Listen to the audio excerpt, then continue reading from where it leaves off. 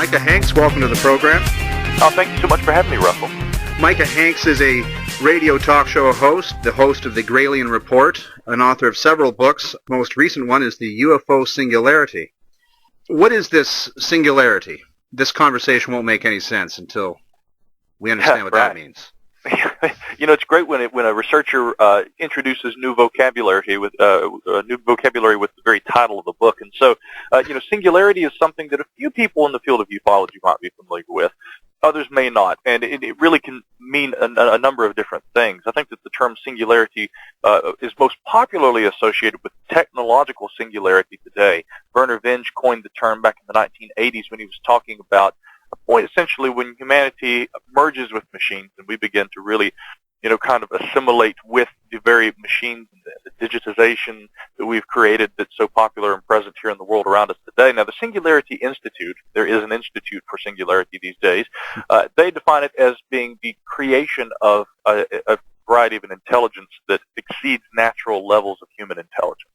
And so this, of course, entails artificial intelligence or finding some way cybernetically or otherwise to enhance natural levels of human intelligence. But what I make the claim, and actually, frankly, it's an assertion I make, and I would like to think that I articulate it well enough that anyone would see where I'm going with this if they read the book, The U.F.O. Singularity. When we look at UFO phenomena, we don't have to say we are dealing with an extraterrestrial phenomenon. If anything, UFOs are probably represented by a number of different kinds of phenomena. But aspects of this do seem to present a technological presence that exceeds what we know to be technologies available to us today. And so when we look to the future and think about transhumanism, technological singularity, and the ways that humans may be changed in the future, we may already be seeing an instance of a greater than natural level of human intelligence that's represented by some UFO phenomenon. So naturally I draw a bridge between the two, and that in essence is what the UFO singularity is all about, reaching that point by which I think that humans will eventually be able to not only look at UFOs and understand them more completely, but will also maybe not hold quite as much importance to the UFO subject because we'll be on par with that technology ourselves. Okay, so when you say UFOs, everyone's going to associate that with aliens, little green men. What do you mean with UFOs? We all know it stands for unidentified flying object.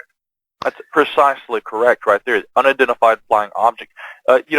In the book, I do get a little bit into the history of the UFO subject and why early on people so often would begin to look at this and say, okay, well, these things, we can't explain what they are, and they're obviously flying through the sky, we can assume. I mean, and what I'm paraphrasing here, by the way, are the attitudes that were espoused by many in the scientific field who were looking at the UFO problem logistically. They were trying to come to a determination about what we were dealing with. They couldn't understand how this technology could exist or what on earth could be presenting or represented by this sort of technology, and thereby where else could it have come from but maybe from space. But when you look back at those early UFO reports, of course, we were not a space-faring civilization ourselves yet. We see these objects that are capable of moving at tremendous speed through Earth's orbit or into Earth's atmosphere, and at times also into space. And so we naturally assume that these objects may have been coming from space.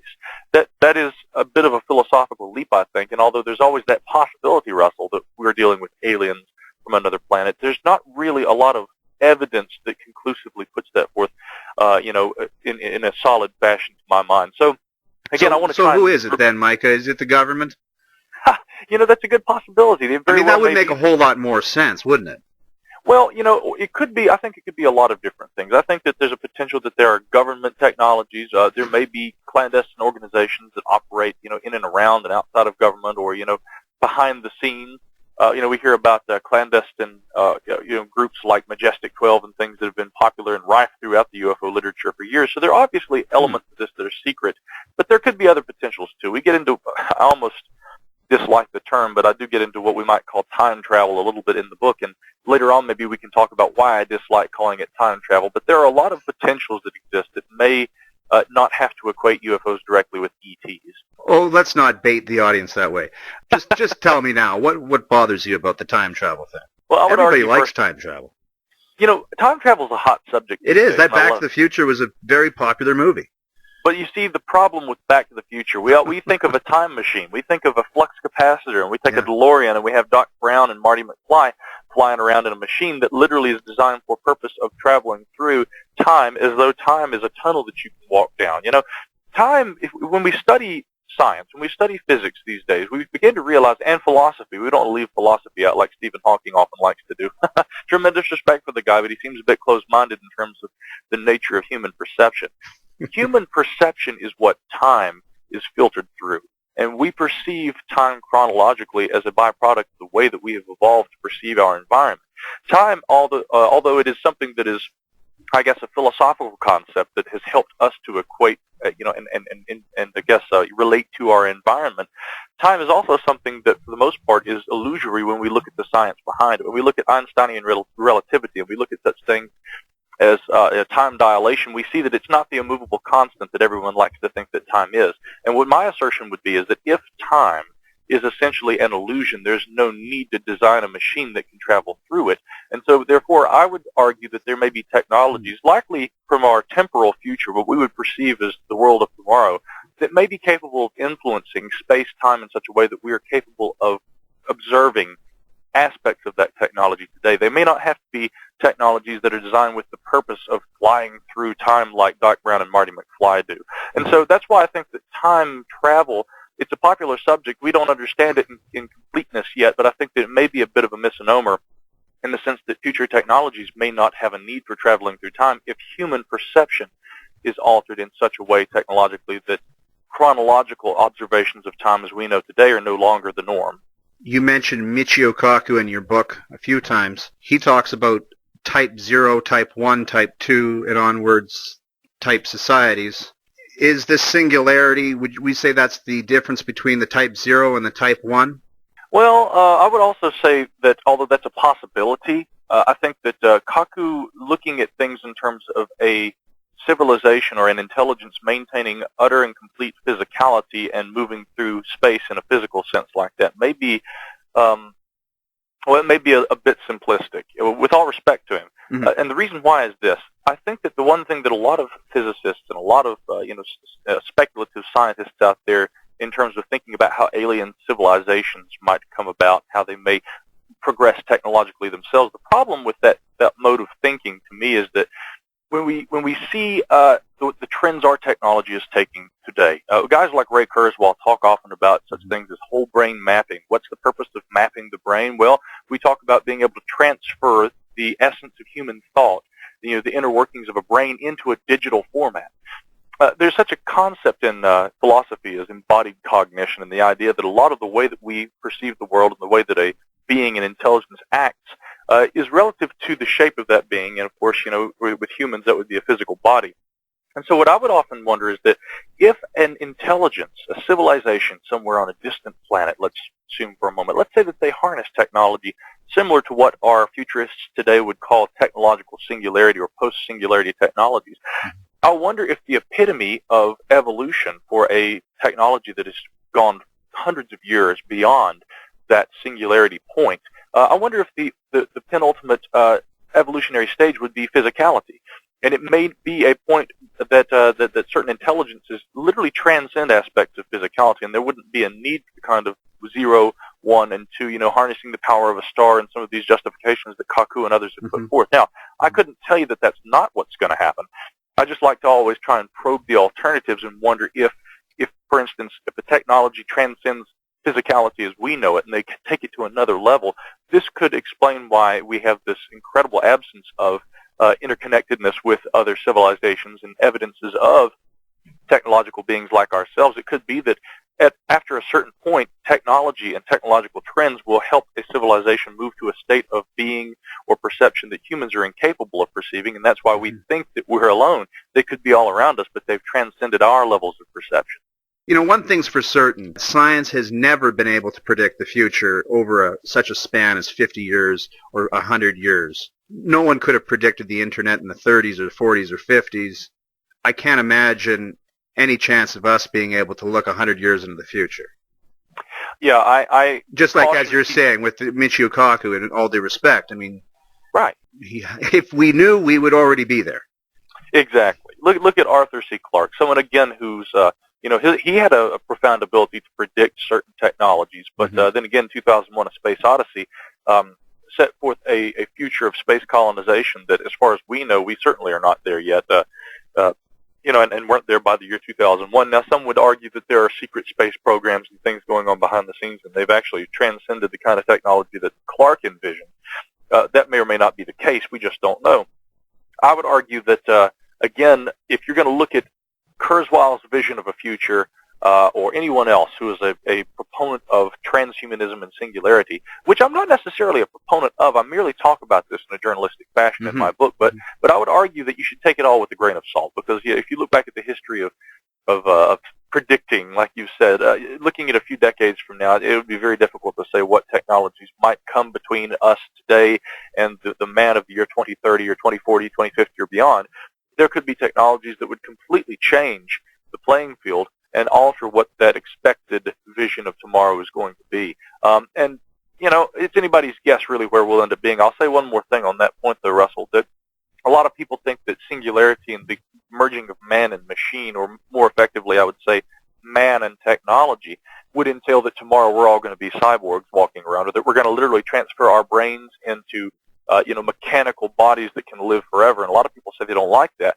I would argue that, again, that's a pretty simplistic notion, because eventually, once we harness such advanced technology, do you think that, for instance, we're able to build a television, and that the television of 1955 is always going to remain essentially a television of 1955, a great big clunky box? We might put full color in there. We might make this thing look great, and may eventually be able to project a hologram, but do you think it's going to maintain that same clunky fixture that was the television of 1955? We know today that we have flat screen TVs that you can stick on a wall and all this sort of thing. Technology changes over time, and I think that over the course of the next several, if not decades, centuries perhaps, we will also harness advanced technologies that will begin to blur the lines between what we call technologically designed and organic. And it very well may be the case that rather than building machined bodies like the televisions of 1955, we'll have a much more sleek and, frankly, something that is indistinguishable from organics as we know it today, that kind of a body, that kind of a fixture, and that these sorts of things will supplement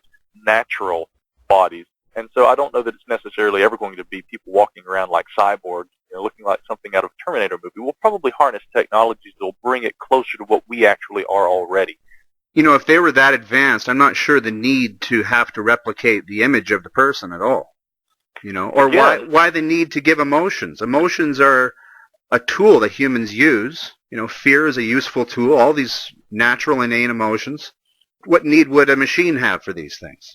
Well, that's a good point you bring up, because often people say, I don't like this singularity concept because it has to do with artificial intelligence. Again, this is really kind of the crux of the issue right here, the creation of an intelligence that exceeds natural levels of human intelligence. If it is an artificial intelligence, a synthetic kind of cognition that we create, people are often afraid because they've seen the way that Hollywood interprets this for purposes of making, intense action-oriented dramas. They always think that a computer like that will have no use for humankind, and there's a stark potential that they may destroy humanity as we know it for purposes of bettering themselves or just getting rid of the quote-unquote little fleas that are bouncing around planet Earth that humans are as perceived by such an intelligence. I would argue, again, embodied cognition is a concept that is so often overlooked about this. What is it that makes a human drive to, command and conquer? Think about how much sexuality plays into that. Think about how much survival and the way that we have evolved to be survivors and fighters, has to do with that. We have evolved, and we are a product of our evolution and chemical functions within the body that drive us to want to be able to go out and breed, to mate, to conquer, to kill, and to basically do these things for purposes of ensuring for ourselves and those who are immediately most dear to us, success and comfort. When you have a machine that doesn't have those same sorts of drives or a necessity of any kind for those things, what would drive that kind of a mechanized intelligence to want to conquer or to kill or to want to breed or to eat? When you remove all those kinds of functions and forces, it's a profound potential for a kind of intelligence that exceeds what most human brains would be capable of by virtue of what we have evolved and have been, if you want to borrow this term, designed to do. Yeah, no, we're projecting ourselves into the machine as though a toaster would ask for a day off. Exactly. And think of this, too. When we look at UFOs, unidentified flying objects that could be the result of any number of different kinds of technologies without having to be physical flesh and blood, alien beings coming from another planet, we so often take that anthropomorphic ideal, and we not only project that onto the machines that we create tomorrow, we project those ideals onto what we expect of an extraterrestrial intelligence. That's right. There must be little green men inside operating this thing. There must be little men of any kind, and that's the whole thing. When we're looking for alien life, I often argue, people, you're not looking for aliens, you're looking for humans. You're just looking for evidence of something like you. And there's nothing more absurd to me than the idea that life on another planet would have to evolve in all the same ways, and that all the conditions would be conducive for creating a being so painfully anthropomorphically similar to you or I. It's impossible. I've argued this before on the show. The gravity would need to be the same. The distance between the Earth or that planet and its star would have to be the same. Everything would need to be the same. Human beings have evolved to this planet and to the conditions that are here.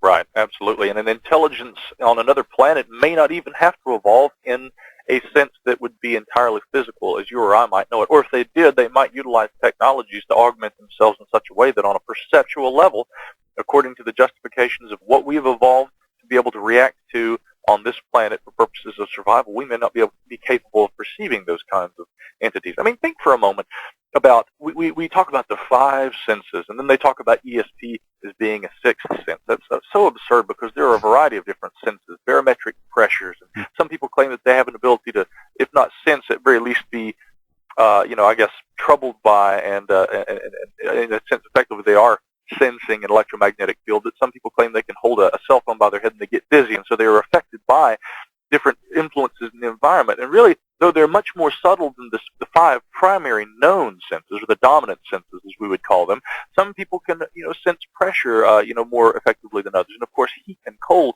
There are a lot of different sensory inputs that humans are capable of dealing with, and yet we don't look at those as being senses or refer to them as such because they are essentially not dominant senses. What if on another planet an intelligence is capable of evolving for purposes of utilizing senses for detecting heat and cold, and that becomes a primary sense as opposed to eyesight, which is of course our most dominant sense. Think about on a planet where an entirely different hierarchy of sensory inputs are evolved by a being. That being may not be capable of seeing, hearing, or smelling at all, and thereby, how would that being react to or relate to a human being? And more importantly, how would we react to or recognize that as being life as we know it? So again, we've got to remove this notion that life out there is going to be just like us, and we do the same thing with the machines of tomorrow. We can't assume that a machine that we create, that intelligence would have the same values or beliefs that you or I would have. In your book, you predict this singularity will occur in 2100. And at the same time, scientists will discover that we're living inside a computer simulation. Well, I sent you that link yesterday. There's an article on naturalnews.com. Yet more evidence emerges that our universe is a grand simulation created by an intelligent designer. There's a big paper that's been written in Bonn called Constraints on the Universe as a Numerical Simulation. And here we are in 2012. What is this, 88 years away? Perhaps this will be here a lot sooner than you thought. Maybe so. And I want to point out that in the book, I've put forth a timeline that does mention singularity in the year 2100, and it also talks about digital simulations and things. These are all things that I think are, inherent likelihoods, but the actual dates and the time frames that you're referencing were I wish I could take credit for that because some of those are fascinating, but they were actually crowdsourced by the New York Times, who put those together a little over a year ago, I guess, as people's predictions of what they think the future is going to be. And I put those in the book to show that there's a popular notion. And in truth, actually, it seems to be there's a good bit of consistency about those ideas and those predictions among the populace, especially in the West, in terms of what the future will be. Now, Ray Kurzweil and others expect that the beginnings of singularity-type technologies will begin to appear within the next 2 decades, by around 2029, 2035, somewhere around there. So I would say that, yes, indeed, these things may be much closer to us than we realize. And I'm looking at the article that you sent here. Yet more evidence emerges that our universe is a grand simulation. I love that concept because we often talk about such things as deja vu or synchronicity or even psychic abilities. And I often wonder if those sorts of functions of the mind, as yet unexplained, are not really just aspects of our reality that could be likened, if we were to make a comparison between the known universe and its functions as a sort of digitization. If we were to compare that to the World Wide Web, what do you do when you log onto your computer? You want to know something? You go to Google and you type in a search term, and it brings you all these variables and things back. It could very well be that aspects of our reality have a profound level of interrelationship between what we perceive and what our brain, or whatever it is that that where the consciousness lies, interacts with. And it could very well be that, much like we enter search terms into a search engine, that there are aspects of this universe that kind of play with our senses and our interpretation of reality in the very same way. Is the internet, in fact, the beginnings of transhumanism? I've often argued that myself. I think that you look at the way that the internet works. I mean, it's an intangible data cloud that is actually, there are servers and computers all over the world that actually constitute what you're able to go and look at on the web. But nonetheless, it's kind of like thinking along the lines of out-of-body experiences and remote viewing, and even Carl Jung's notion of the collective unconscious. We have the physical body, and then there's the brain and the mind. And some would argue that the brain and the mind are all actually contained within the head, whereas people who take a more spiritual look toward things say the consciousness, the soul, if you will, may be capable of leaving the body. Now, I could neither confirm nor deny whether that's possible. I do know that government agencies have taken serious interest in that sort of thing over the years. And, the late Ingo Swann, of course, who just passed away a few days ago, he was one instance of a CIA operation that had been intended to try and utilize such things as remote viewing, essentially leaving the body and being able to go elsewhere outside of the physical body for purposes of espionage. And so people have taken that Dale seriously. Graff was a guest on this program. There you go. See, and therefore your listeners are going to be very familiar with this subject. This is something that people have taken seriously enough that they would try and utilize it for covert purposes. Obviously, there's a consistency there, I think, in a cultural sense, that this experience, the out-of-body experience, the NDE, whatever you want to say, it points to the notion that, and I want to bring this back to the internet here in a moment because I'm just making a comparison, really, but it does give us a sense that there's a portion of our consciousness that can exist outside just the physical structure that is the body. Now look at those servers, the server farms that constitute what the actual web is, all out there.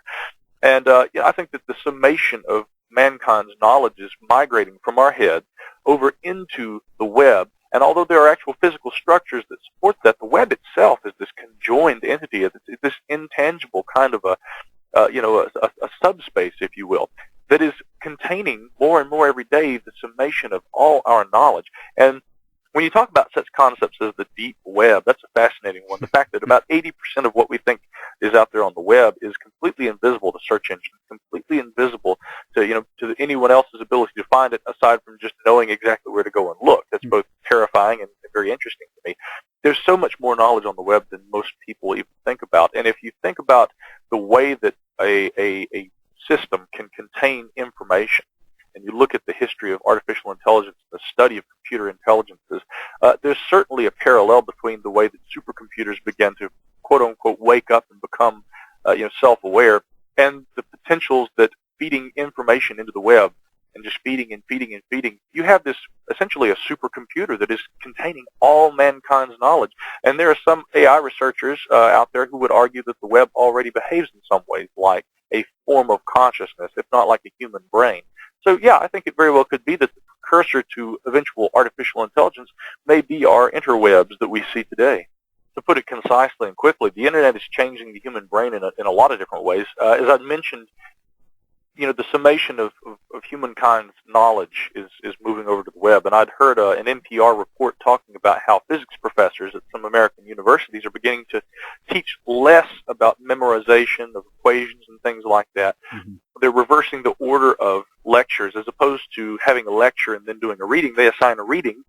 And then when they bring the students back after the reading, they have a lecture that is more of a kind of interactive discussion where people talk about either the most difficult concepts to understand, or if not difficult, the most interesting, and they talk about it, and they emphasize in these teachings not memorization like they used to do, but instead proper research methodologies for use in finding good information using such things as the internet. In other words, people are remembering and storing less information in their minds, and they're outsourcing, in a sense. It's kind of like hooking an external hard drive up to your computer.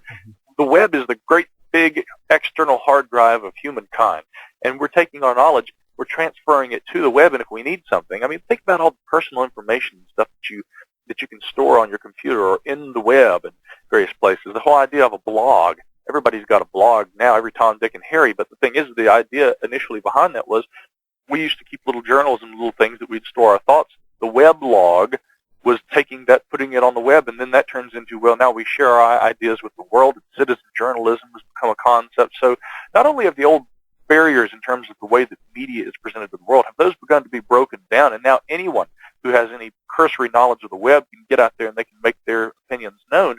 But we're also taking that information and those opinions and those attitudes, those ideas, those revelations in some instances, we're transferring all those things over into that digital subspace that is the web. So that's part of what's happening. And then there are other aspects that are changing just as well.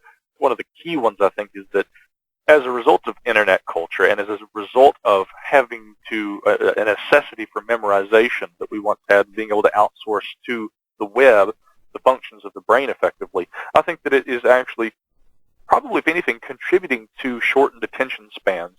And I don't know that that's necessarily the terrible thing that everyone thinks it is. It's certainly not a good thing at present, but it is also something that, in my opinion, is a byproduct of people adapting to an environment in a way that allows them to be able to take in short bursts of information very quickly and in an almost instantaneous fashion so that they can divert their attention elsewhere. But you know what? There is no perfected version of a human being.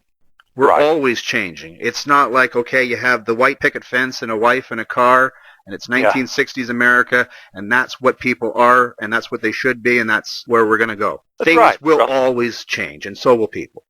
And as soon as those changes begin to become apparent in society, initially because it's different, it is accepted as being bad. We don't like change. Yeah. I argue quite the contrary, that if things didn't change, there would be no butterflies. So we should all, not to say that we should just necessarily embrace everything. Again, there are real reasons why, according to, present-day curriculum in public schools, for instance, if a child is going to be more likely to be ADD in their interpretation of, or rather their ability to take in information and interpret, process it, is changing fundamentally, with current-day or present-day curriculums, it's going to present a lot of problems. The classical classroom environment is not going to be as effective for learning for children like that. And so we try and feed our children drugs, and we try and feed our children all these therapies and things like that, as though this is a real problem. Whereas I think that quite the contrary. Maybe we should think about the way that we are teaching and the way that humans are changing relative to, well, if we're changing and we're taking in information and acting differently toward our environment, let's change the environment a little bit too, and let's embrace this. Again, that's something that I think a lot of people would find difficult, but there are instances where you see that sort of thing, and I think those are also, as you'd asked, places where we're seeing the influence of the web on culture and society today. Those changes occur very slowly and take a lot of time, but I think we're seeing the little beginnings of fundamental changes that will continue for decades and centuries. Two new words for the audience today: singularity and transhumanism. Your book deals heavily with this subject. What is transhumanism? Transhumanism is really, I would kind of argue, the substructure underlying singularity. Singularity being just the actual point at which our technology and humankind kind of combine. Transhumanism is the entire underlying notion that humans get to a point where they transcend, if you will, or remove themselves from being the humanity that we know today. Now, one of the men that I interviewed for the book, The U.F.O. Singularity, was Dr. Joseph Farrell, one of the probably brighter researchers out there, in my opinion. And he's written a book, and it's funny because I interviewed him for this book, and we talked about primarily Nazi technologies that were being utilized during the Second World War. Yeah. A lot of folks would wonder, what does that have to do with transhumanism? Really, I would argue that as much as I get into that in my book, people should also go read Dr. Farrell's new book. Incidentally, it's called Transhumanism. I didn't even know that he was writing a book about this. Maybe he didn't know that my book had to do so much with the subject. And he and I take slightly different approaches. I argue, as I've argued throughout the course of this conversation, that we should probably take with a grain of salt the whole idea of singularity and the changes that are inherent to come to humanity, which is the essence of transhumanism, to define it. Dr. Farrell kind of puts it out, looking at it, and he is a theologian and a scholar and also a person who has studied history as well as religion. So he looks at it more as kind of an ongoing alchemical agenda and not necessarily a good thing. Now, there are definitely negative aspects that can be associated with transhumanism, and I'm not by any means someone who's a full-on advocate of it. Again, as a journalist, I'm merely trying to talk about it and discuss this subject and how it may relate to UFO phenomenon and other things. But I would argue that, for instance, when we get into the discussion of such things as eugenics, there are a lot of potential dangers when a certain group of or a portion of society has the ability to affect and change fundamentally, or even we might even say orchestrate, and create aspects of humankind.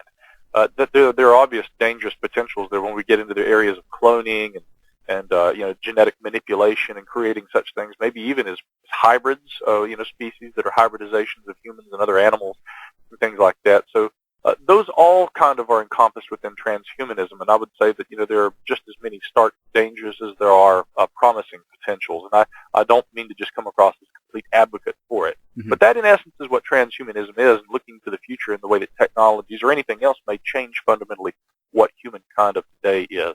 People can talk about mysterious Nazi technology, but it all came to the United States, or it went to Russia in Operation Paperclip.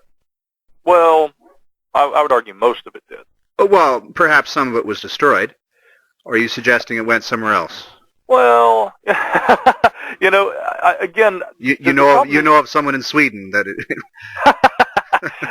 the truth is actually, Russell, to assert that there were technologies that went, any place other than Russia or America is primarily a conspiracy theory, and I do want to state that first. But by the same token, there is some compelling evidence that some of the technologies that were being developed in Nazi Germany may have gone elsewhere. For instance, I do find it compelling that right toward the end of the Second World War, apparently Argentina had declared war on Germany. Why would they wait till right before the Reich was inevitably going to fall in order to do that? Well, of course, Juan Perón goes and lands planes in there, and this is something that, if you want a better historical overview of this, I would argue that Joseph Farrell is someone who has really written about it far more completely than I do. I take a cursory interest in this, but we'll see why here in just a moment, how that gets into my premise. But the idea was that, as we already know, a lot of the Nazis did escape to parts of South America. The Butcher of Lyon, Klaus Barbie, was one of them. And then he went on to be what? A CIA informant up until I think he was captured again in the 1980s and finally stood trial. A lot of the Nazis did escape, and there are some who would argue that some of the technologies escaped to South America just as well. One instance of this was a man named Ronald Richter, who had he had been a physicist, maybe Austrian, possibly German. I think it's in question precisely where he was from, but he was one that ended up going, and this is known, down to Argentina. He had been working on advanced physics projects that at one point the U.S. Air Force took great interest in because it had been put forth these technologies could be useful in a new kind of physics that would allow for a different kind of aviation and propulsion for aircraft. So naturally, the Air Force took very serious interest in Ronald Richter, and he's one instance of an individual who may have been involved in some of these secret Nazi technological projects like Die Glocke, the bell that we hear about all the time. And if he had taken knowledge of these kinds of advanced physics projects elsewhere and worked clandestinely and secretly on those kinds of things, some people, I think Dr. Farrell is one of them, have asserted that some of the UFO technologies that we see today could have resulted from that kind of secret science that may have been going on outside the known bounds of rocket propulsion and things that NASA would later pick up and start taking off with. So, again, those are primarily conspiracy theories, but I don't think that those are as difficult to digest as the idea that the Nazis built underground bases in Antarctica and that there are still UFOs with swastikas on them flying around down there. Oh, the hollow Earth theory. Yeah, the hollow Earth theories and things like that, and Admiral Byrd. As a matter of fact, I think the whole notion of Admiral Byrd going down there, was it Operation High Jump, I believe. They'd often said that Byrd got down there and claimed that there was a dangerous, terrible threat when they reached Antarctica, and that what he was talking about was that there were already Nazis or some contingent, down there. Quite the contrary, I think that he was misunderstood when he was certainly quoted saying those things. Yeah. I think what Admiral Byrd was talking about was the fact that if you look at Antarctica as a strategic location, I think he thought it was important and imperative, if anything, that America occupy that, because if the enemy got there before America, then, of course, that strategic disposition, that advantage would be granted to whoever else. so I think that when he was talking about the dangerous potentials and the things that he had encountered in Antarctica, he was talking about a potential and not a literal Nazi base down there that existed after the Second War and that they had Nazi UFOs and stuff buzzing around down there. I think it was taken entirely out of context. You've referred to yourself as a journalist several times, and you have a program, the Gralien Report. You talk of UFOs. You're a skeptic, you're a journalist. Do you believe in aliens? I'm not sure I understand.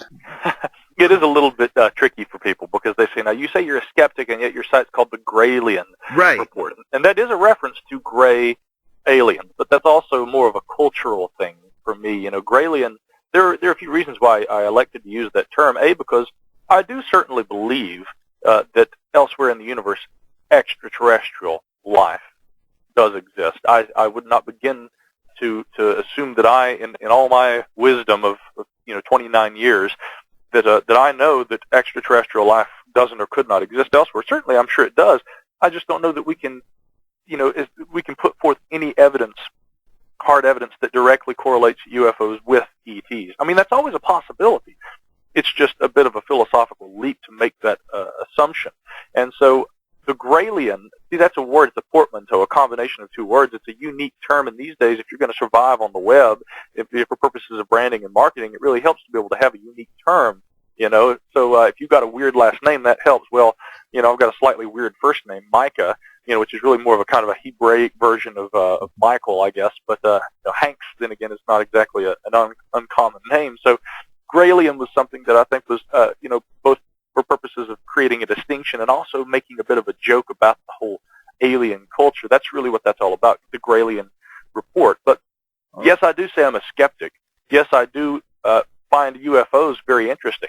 But my purpose is not to try and debunk UFOs or to try and debunk anything. I think that when we look at the classical notion of what a skeptic is, if you look it up in the dictionary, you'll get a variety of different definitions. And a skeptic is both a person who, by today's conventional use of the term, is a person who doubts or just disbelieves everything. I'm not that kind of a skeptic. I go back to the classical definition of a person who withholds judgment on something when there are not variables to support that. The classical skeptic philosophers, if anything, they didn't only withhold judgment so as to better maintain an objective disposition toward looking at phenomena and the world around them, but they also philosophically maintain that there is no way that one can actually really know anything. And I would still argue, contrary to what many of the scientists of today say, that although we certainly can know things relative to humans, it's all relative to humans because humans perceive, through our own limited perception of the world around us, the senses that we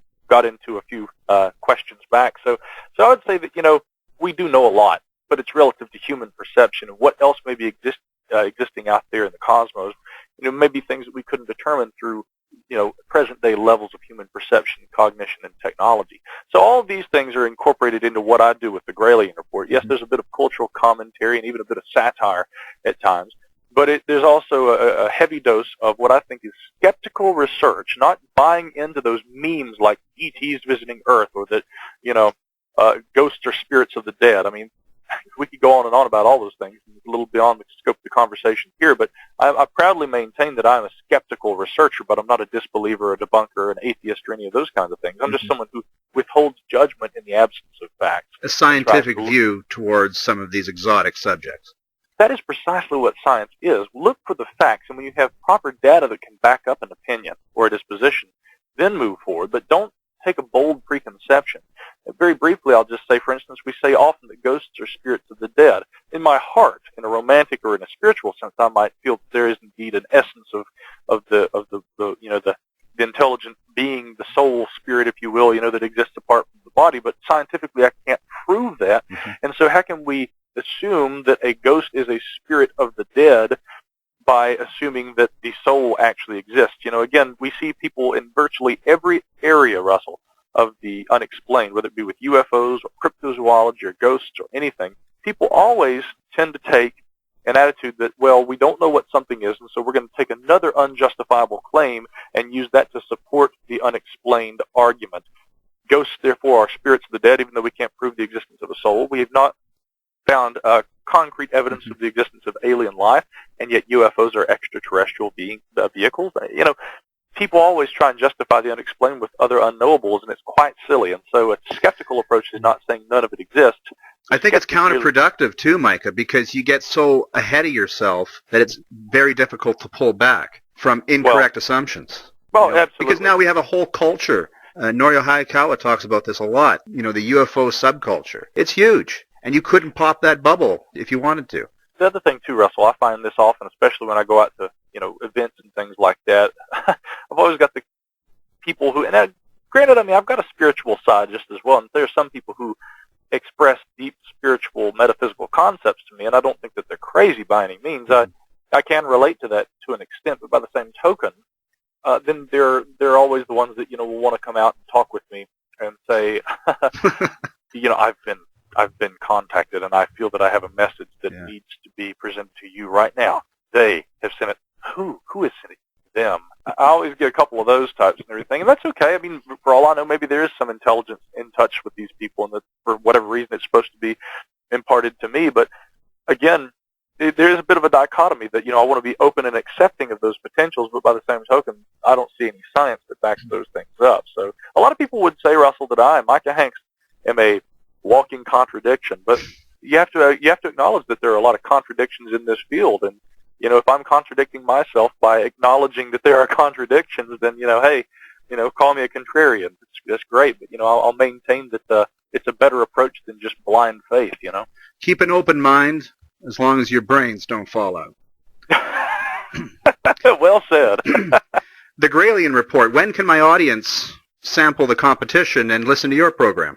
Oh, gosh, when we're of like mind, we don't have to call it competition. And besides, the program airs on Tuesday nights at 8 p.m. Eastern time. And so, there's probably plenty of room for both of us in this field. But it's 8 p.m. Eastern. And all you have to do is literally go to the site, Gralien Report, Gralien report.com, and you'll see in the toolbar at the top of the page links to About, all different kinds of other things. And on the far right, you'll see podcast and radio. And if you go there, the show streams live to that page every Tuesday night. And then the podcast is available via iTunes and all the other popular podcast-catching clients out there.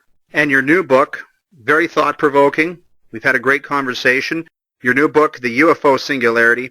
Where's the best place for them to get it? Well, everybody likes shopping online these days, so certainly you can find it on Amazon.com. But if you prefer to do the old-fashioned thing and go to the bookstore, you'll find the U.F.O. Singularity in bookstores everywhere. Micah Hanks, thank you so much for being on the program. It's been my pleasure. Enlightening discussion is always welcome here. Thank you.